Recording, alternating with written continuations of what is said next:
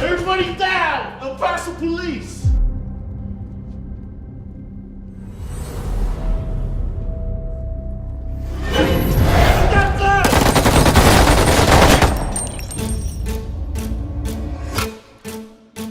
Hey, why don't you fill me in?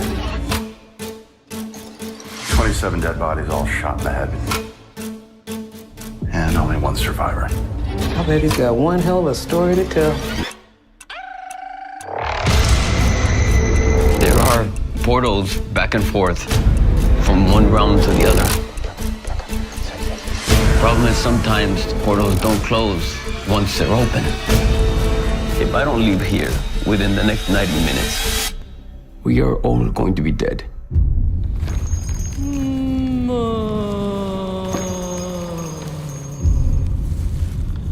Siento el palpitar de tu sangre en mis ojos.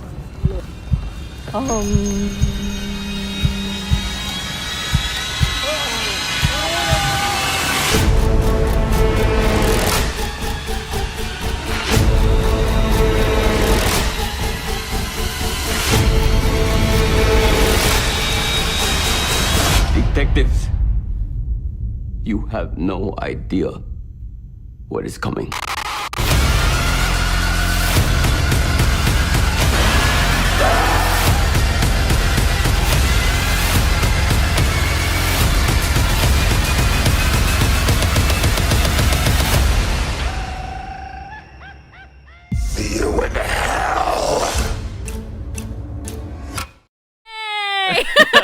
Oh wait. Hey, Gigi joined us. She's so nice. I thought she was flying. Hey.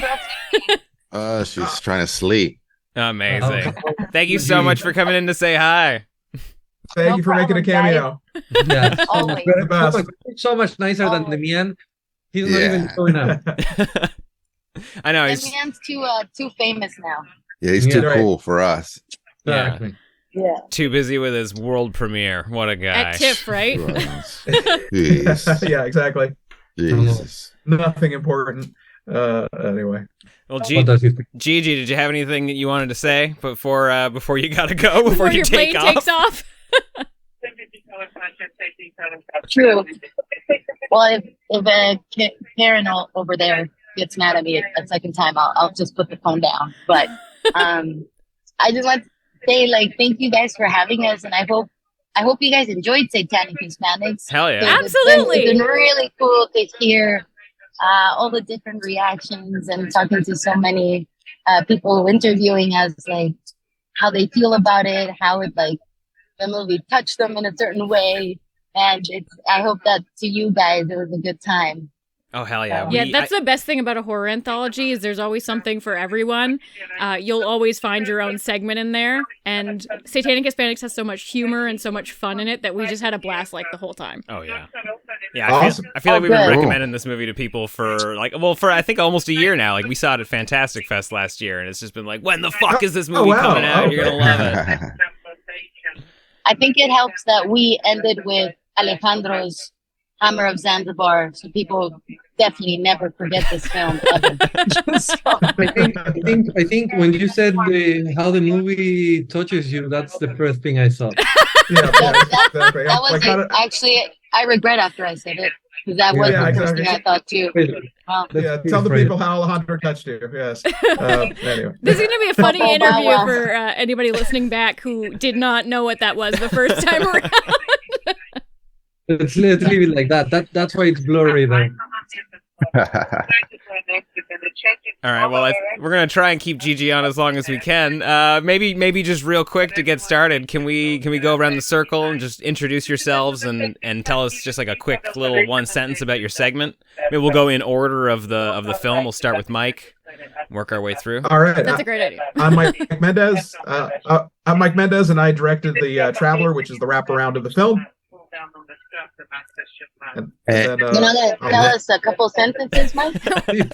Okay. All right. Sorry. All right. It's about an interrogation where they find a mysterious guy who tells them about the myths and legends of Latin America. And Ed, why don't you tell us about yours? Yeah, my name is Eduardo Sánchez, and I did the segment called El Vampiro, and it's basically about a vampire who forgets that it's daylight savings time, and he gets in trouble trying to get home.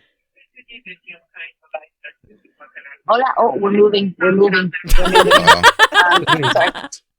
Okay, Gigi, play quickly and go. Yes. 3, 2, 1, go. My name is Gigi Saúl Guerrero. I did the Mexican segment Nahuales. For those who don't know what Nahuales are, they're like the Latino werewolves. They're shapeshifters into basically your spirit animal from the Mayan culture. And mine is about a politician who asked for too much power with the shamans who are Nahuales for his next election. So he's got to face some consequences, violence in it. Hell yeah. Rad. Definitely one of the glorious segments. Yeah. Safe travels. Safe travels, We're losing Gigi. you a little bit with the All plane. right, so long. Okay. Thank you, Gigi. Thank you. Bye, Gigi. Bye, guys. Bye. Yes. Oh, yeah. I'm getting out of here. Okay, bye. Gigi just got kicked out of the plane. I want to make jokes about the plane. Like, what if this is the last recording we get from Gigi? But I don't know if she's Oh, wearing it. that's, No. Then this becomes I mean- found footage. that's a good positive spin. Yeah. Yeah. Okay, so I am Alejandro Brugués. I directed The Hammer of Zanzibar, and I want to apologize in advance.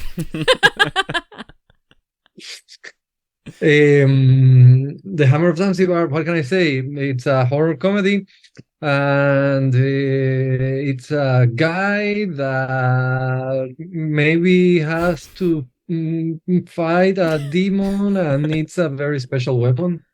And really, I'm very, very, very sorry for this. a lot of tiptoeing. We around. all are. We're all very sorry about that segment in particular.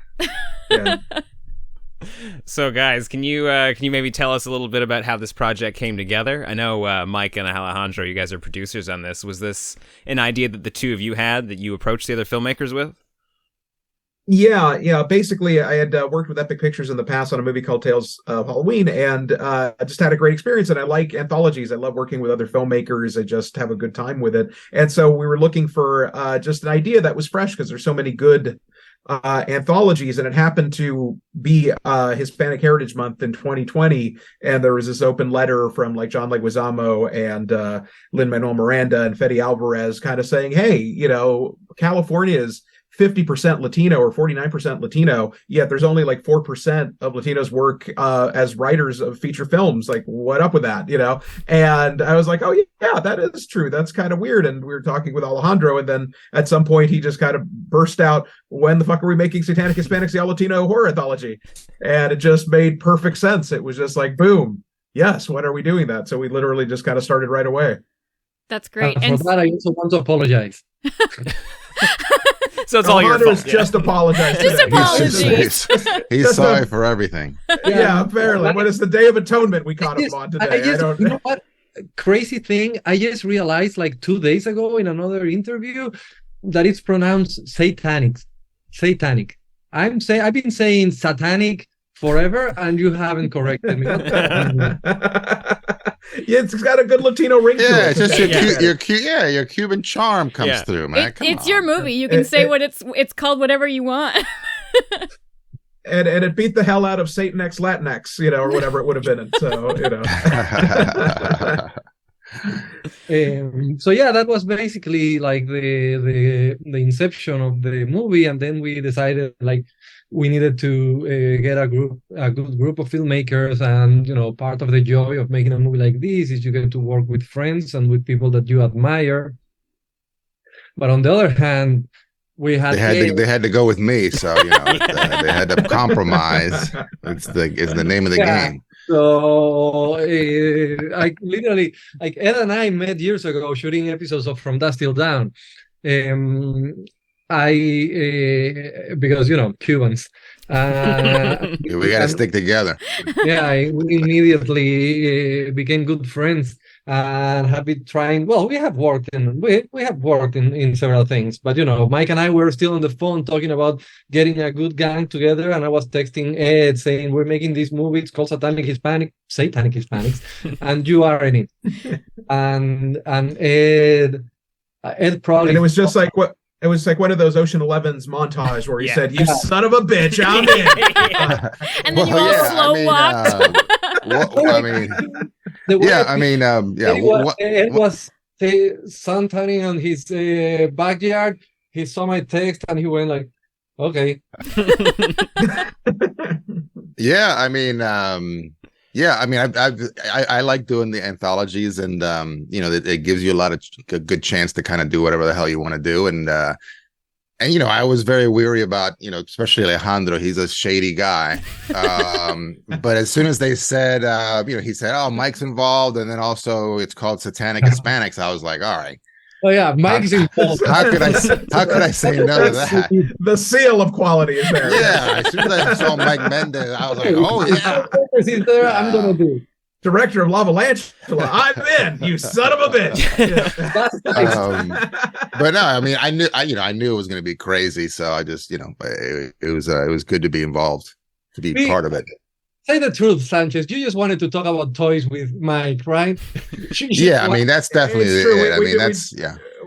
We do have that in common. Yeah, we do have a bond on that. We share an obsession with stupid. Yeah. And then Mike called Gigi and he said again, he sent her a text saying Satanic Hispanics. What do you think? What do you think? Yeah.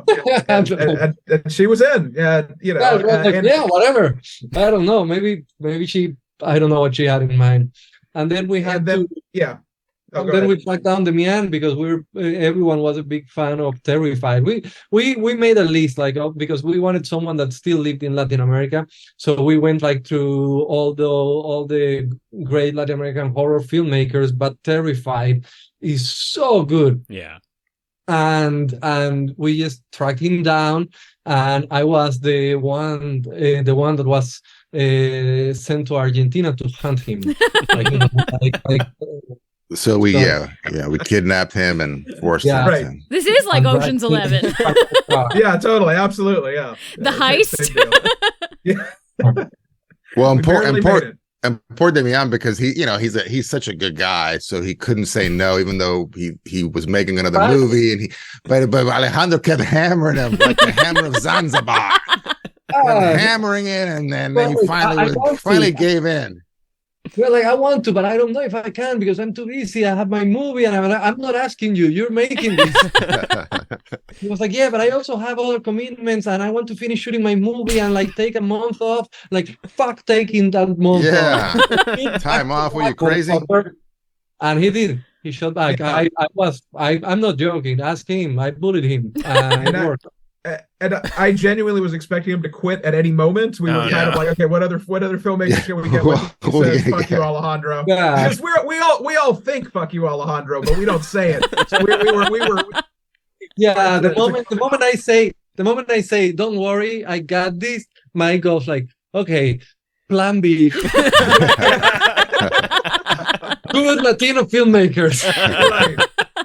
But to our surprise, he literally did a 40-day shoot on his feature and then just kept shooting 4 more days for us. Wow. He just added it to the schedule and did it, and he tells us he didn't know what the story was going to be until 2 weeks before shooting. Wow. Which is amazing because we had already shot our wraparound. We already had an introduction to his story. Okay. So it was like, okay, well, you better make sure your character is named this, and you better sure this happens in it. And by the way, it's a funny coincidence, but Demian also wasn't sure if he could make it until I said Mike was involved, and that was again the quality.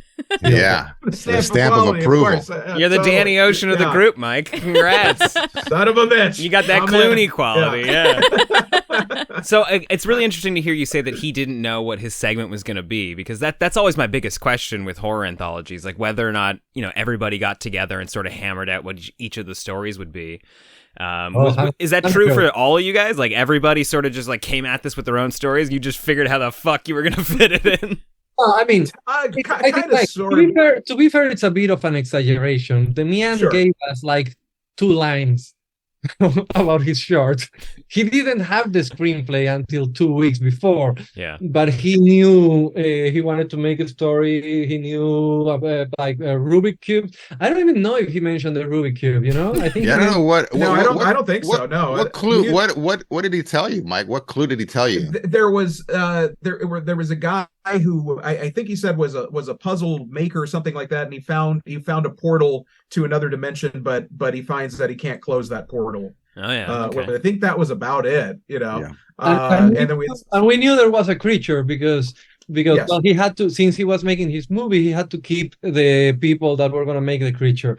So that was about it. Like, he didn't have a screenplay. But we had the basic concept of the movie, which was Myths and Legends of Latin America. And so it's a balance of like, that's the overall thing. But obviously we want to give the filmmakers as much freedom as they want. So as long as they can basically kind of fit in that parameter and we could tie it into the traveler kind of telling the story, the filmmakers were very free to do whatever. But basically we kind of kept a certain like, look, keep it around 20 minutes. We're big fans of monsters, so if you could have creature work in it, that would be great. Do a 2:3:5 aspect ratio so they can all be kind of uniform, and that was about it. And then other than that, mail it to us and we'll put it together. Ed was surprisingly diligent, and he started like talking about this after hours vampire idea since early on, and saying that it was going to be a comedy. And yeah, Gigi, I think also. Gigi also wrote her screenplay later on, but it's like we were talking, like we told the others, like Mike and I were talking about the wraparound, the traveler. We told them that. I told them about the Hammer of Zanzibar because I really needed someone to try to make me talk you out of it. Yeah, like put some reason. I literally, like, we had a call and I said, guys, I have this idea, please talk me out of it. And they were like, oh no, fuck yeah, go do it. But so they knew those two. And Mike was saying what he needed for the wraparound to tie those together. But yeah, I mean, we also weren't scared. It's we really trusted this group of filmmakers, most of them. We trusted. Yeah, so there are a bunch of sketchy Cubans there and all that, but yeah, we trusted them and we knew they were gonna deliver. And so did everybody kind of stake a claim tonally so that you could kind of structure the wraparound segment and the order, or did it kind of fall in place naturally? No, I had to kind of... Yeah, I kind of had to adhere to, because Alejandro and I have a similar sensibility that we like kind of gory horror action comedy. So he was kind of covering that. And the God's honest truth, since I've often done gory comedy, it actually kind of gave me a license to kind of like do something else, which I needed, to be honest. I actually kind of wanted to challenge myself and kind of wanted to show something else. So it actually kind of was like a nice fit that it's like, okay, you do the kind of like funny, fun one, and I'll do the more kind of like, structured, just kind of story to kind of go with focus more on acting and suspense, and then have a lot of fun at the finale, so. But we didn't, I think originally, and by the way, those early talks with Mike, when I was thinking about the Hammer of Zanzibar and I was texting him pictures for inspiration for the Mike, I think he has PTSD. Every time he gets a text from me, I think he's afraid to look at his phone for what he might see. Yeah, we should delete that thread as soon as possible. Probably, yeah. No, there was a while. You have to wait until the Blu-ray comes out. And yeah, those are the bonus features. Here's the original thread. Yeah, no, it was pretty colorful. But the God's honest truth is, even though Alejandro at first was kind of nervous about doing it, going like, I'm going to get canceled if I do this, it was not true, and that was I don't think there ever was a risk of that. But it's turning up the opposite. I'm going to become an icon. I mean, when did this come out? when did what come out? This podcast. When does it come out? Tomorrow. Okay, oh, perfect. All right, great. I'm not gonna spoil it, but I think you're gonna see a lot of. I mean, from what some friends that have seen it are telling me, I might the Hammer might end up in some flags next Pride Parade. but that was the thing, is that he was nervous about. we were organizing different, you know. Originally, when we sort of had an idea of what the stories was going to be, we were trying to go more like from less supernatural to more supernatural. Okay. So the progression was different. The Mian was always the opener because we only had 2 sentences and we figured out it was going to be something. And then was followed by Gigi, and then it went into vampires because then you're like jumping completely into something else, and then the Hammer of Zanzibar. But then when we saw that first cut, we realized what you had was 1 hour of serious movie, all in Spanish, followed by 1 hour of stupid Cuban comedy in English. Yeah. So, and it was like everyone saw it, and at the same time we went like, yep, we need to switch. Yeah. Yeah, and it was tricky because the traveler kind of introduces each thing, and you reveal certain stuff about mine. So Yeah. I definitely had to kind of go like, well, that's going to be a major restructure for my short, but at the same time, when you're doing the wraparound, that's kind of that's you have to take one for the team. You know, it's kind of like, look, mine is the one that also is set to do that. I was also like a cheerleader for Mike, telling him, you took this responsibility, you cannot fuck up. So yeah. Well, yeah, no, and also, I mean, you know, I think that Mike did a great job, and you know, I was when I first, you know, because when they told me that they were trying to switch I was like, how the hell are they going to switch the things around? Because the dialogue of the traveler builds and each. But and now, like watching it, it's completely seamless, man. I think you did a great job. Yeah, you wouldn't notice. Thank God. Yeah, You were thinking that? You said so. Basically, you said, yeah, you have to switch. No, it was nerve wracking though. Yeah, no, I didn't know. I was like, that's gonna be that's gonna be an issue. I mean, I've definitely got. I was gonna say, I've got a question that I definitely want to ask you, Eduardo, about your short. But just while we're here, like, Mike, did you find taking the wraparound to be intimidating? Because I don't know, like wraparounds can be tough. It can be like doing open mic, like hosting an open mic. Like you can either be the best part of the movie, or you can eat shit 5 times in a row. Well, a lot of times, I mean, they really are you're just trying to get through the wraparound to get to the movie. So it's a big, it's a big responsibility.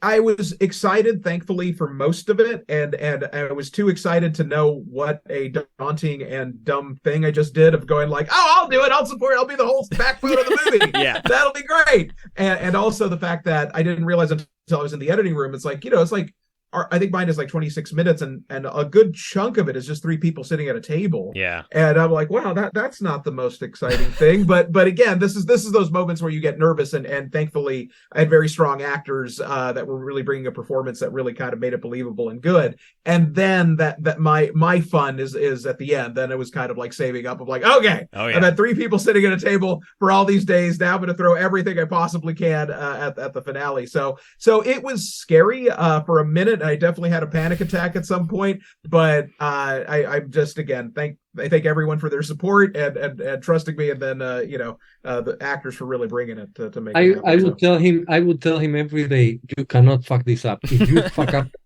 it goes down. So you have to nail this.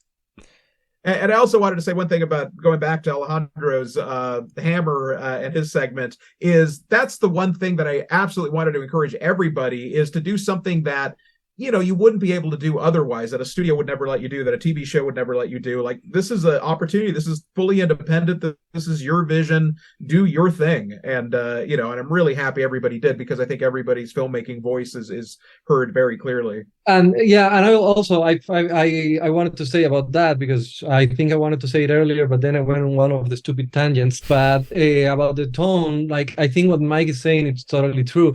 We didn't want to set a tone because we wanted to reflect how diverse all Latinos are. We're not one place. We're a bunch of different countries with a bunch of different people. We believe that we have more in common than we have differences. But I think the tone of each story reflects a little bit about our personalities and about where we are from.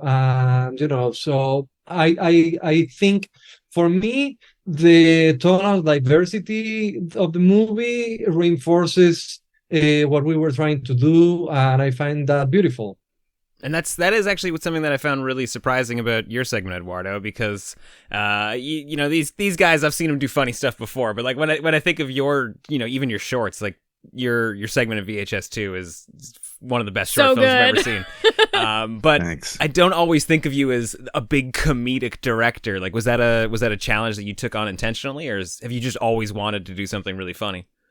Well, I mean, you know, like Alejandro was saying, is that, you know, After Hours is like one of my favorite Scorsese films, and you know, I've always had ideas of like, oh, it'd be cool to make something like this. So then when this idea came, you know, a friend of mine sent me a bunch of ideas, and I really love this whole thing of like the daylight savings and the vampire gets caught, and then I immediately connected it with Hemke Madera, who's a friend of mine from Queen of the South, and you know, and for me, it's like he's always cracking jokes, like one of the funniest guys I know, and he rarely gets to do that, you know, on film. So I sent him the idea, and he was in, and then and for me, it was like, I mean, honestly, like it's kind of going back to like the way to when I started making films, like in high school and college, and I would mostly do, you know, comedy action movies, basically, because you know, it just kind of like I'm pretty goofy, dumb dude, you know, and I never thought I was going to be like a serious horror filmmaker. And then, you know, Blair Witch, and then now that's all you can do. That's all so and I do a lot of television, and I've been trying to get on like a strictly like comedic, you know, TV show for a long time, and I never get that chance. So for me, it was like, I'm just going to go crazy. And then I saw like an early cut of Alejandro's and also Mike's, and I realized that, you know, because I was thinking like, you know, is it going to be too goofy? Like, you know, does it have to be, you know, what tone are we looking at here? And then as soon as I saw their cuts, I was like, all right, especially Alejandro's, I was like, all right, I can get away with anything. Yeah. This short is, you know, going to blow the lid off everything. So, you know, but it was very much like just kind of trying to have fun and doing something completely different that I'm not allowed to do in you know, in the adult world. Ed is actually a super funny guy. It's true that he doesn't get to. I don't know why. What the hell? It's like what happens? You're too lazy to put jokes in the movies, or what? No, because I mean, you know, especially in television, like it's like cut of Blair Witch, where it really goes off the rails.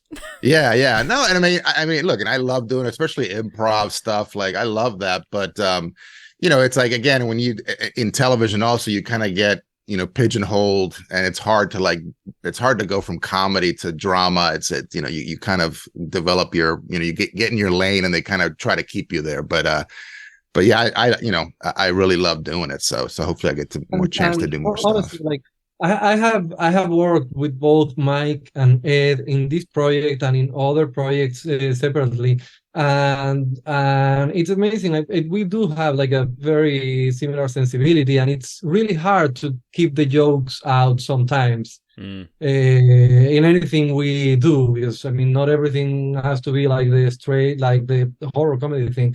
Whenever we're aiming for like straightforward horror with both of them, there's a lot of jokes, and it's like, okay, let's leave that out. Yeah, it's just your personality bleeding through. Yeah, I cut a lot of comedy out of mine, actually, just because it's like, no, I'm the straight man. I'm you know, got to keep a straight face here. So, you know, there's still a little bit in there, but there was definitely much more banter and fun. And it was kind of like, yeah, that's not the time for that. Let's leave the comedy when the comedic ones happen. Yeah, well, maybe the unlock code for you, Eduardo, is you know, like, you know, you get a cast like Hemke and Patricia Velasquez together. You could do anything, man. I mean, really, again, Mike was talking about the actors, how lucky we got with our casting. And it's like, you know, for me, it was just like, put these two people together and point the camera at them and just, you know, make sure that, you know, we're rolling. And, you know, it was fairly easy to get those performances and, you know, and for them, they, you know, they just nailed the characters. I wasn't even, I mean, we talked about the characters a little bit, but it was just like, as soon as they started doing their lines, I was like, yeah, that's it. Let's shoot, you know? So, yeah, we got lucky. All of us got lucky with our casting. So yeah, all three of your segments, phenomenal casts. Oh, thank you. Excellent. Yeah, and Alejandro, you have this really unique ability to just especially with your shorts, just thinking about your segment in Nightmare Cinema as well, to just drop an audience in like the middle of a movie without missing anything. Like, I don't feel like we need to get caught up. Like, is that an approach that you like to take with your feature writing as well, or is that something unique to your short films? The thing is that here's the truth. I don't know how to make short films. So I make 20 minutes features in those cases.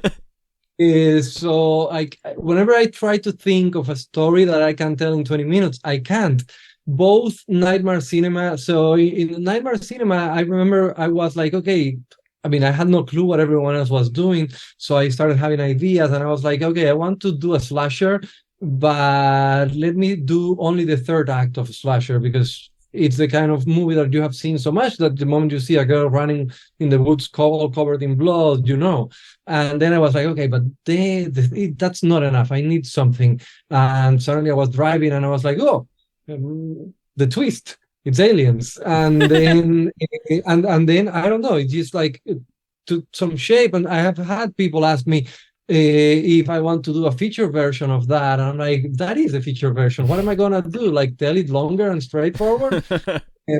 And here's something similar happened. The Hammer of Zanzibar, I had an idea for a feature that I wanted to make, and I wanted to tell it in this very Kill Bill structure, in chapters, not necessarily in order. I knew there was one chapter that was going to be what happens in Havana. I knew there was going to be a chapter that was the Hammer of Zanzibar. I don't know, I have the chapters written somewhere.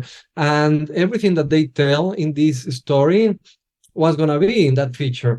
And I don't know, suddenly, I mean, I also knew that it wasn't going to happen. What I wanted to do really, it's like I wanted to do some Evil Dead knockoff, or not knockoff.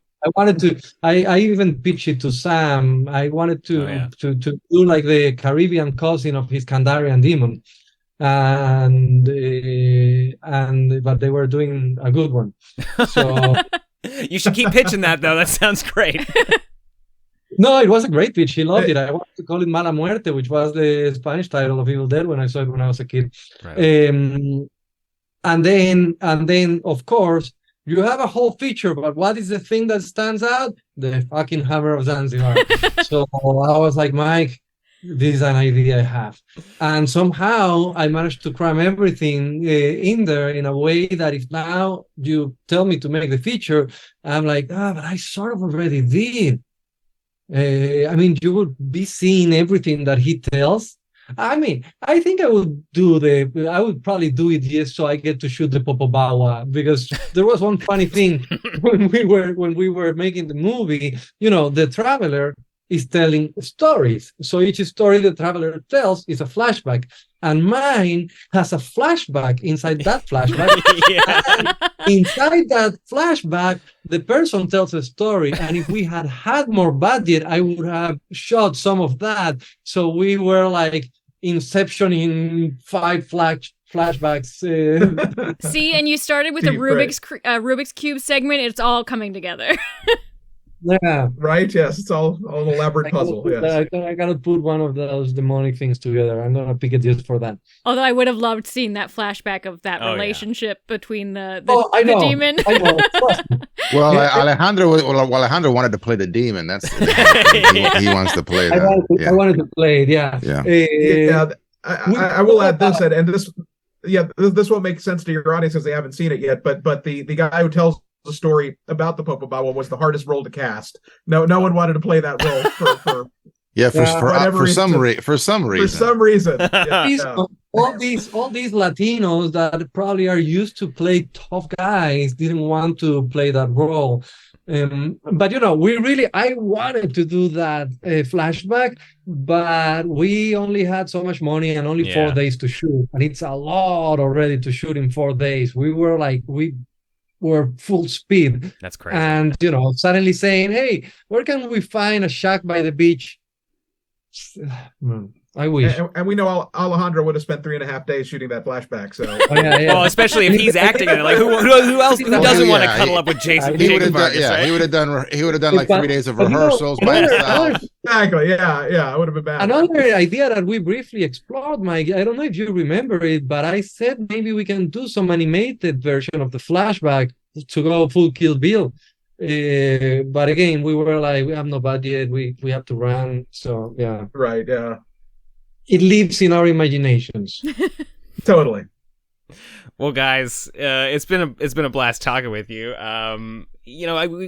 We generally at the beginning of interviews ask people what some of their influences are for some of their shorts, but we thought we'd get a little bogged down doing that up top. But we do also like to close out interviews by asking people what their dream double feature would be at the drive-in. If you guys want to put together a double feature, that's totally cool too. But if you just got other recommendations for other Hispanic horror movies, we'd love to hear them. I'm sure we could kind of like jam these ideas, the ultimate Latino horror, double feature at a drive-in. Yeah, a triple feature at the drive-in. Yeah, let's do that. A little mini marathon. I'll nominate. At the drive-in, I'm just gonna throw Terrified and Tigers Are Not Afraid.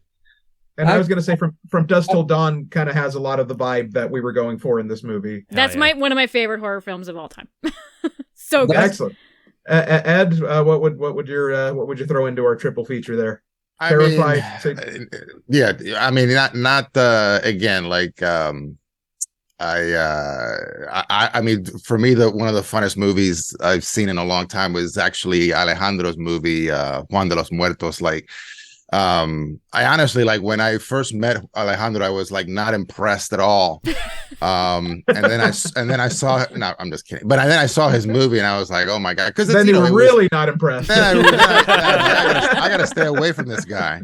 No, I mean, I just think, it's I pop it in every once in a while. And it's just, I mean, it's because it's Cuba and I was born in Cuba, but I've never been back. And there's just something about I would love to make something in Cuba. So, I don't know. And also I think it's just a fun ass, drive-in movie. So, that's actually, well, we said 4, but I would go to a drive-in for a full night to watch those 4s because that's a very good Latino.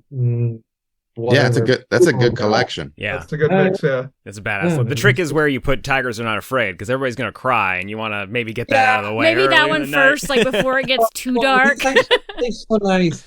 I would do what I did with Barbenheimer, put Tigers first, so then we can relax. Oh, okay. Yeah, that's the order you did it in. We did it the opposite way. It was tough though. And let me do a shameless plug here. Satanic Hispanics is a total Latin triple feature, a quadruple feature. Yeah. So that's kind of the fun. Well, it's that. You know how to count? It's I can't. Yeah, it's a quintuplet, I suppose. Yeah, quintuplet. Yes, it's a quintuplet of horror, of Latin terror. So that's kind of the fun of it, is you get a little film festival in one. So absolutely, that's always the beauty of anthologies, and I love it when every segment is fucking A+. So guys, thank you so much for making one of the best horror anthologies of the year. I'm very excited to see everybody's reactions to it. Thanks for having us. Awesome. Thank you. Thanks, Thank guys. you so much.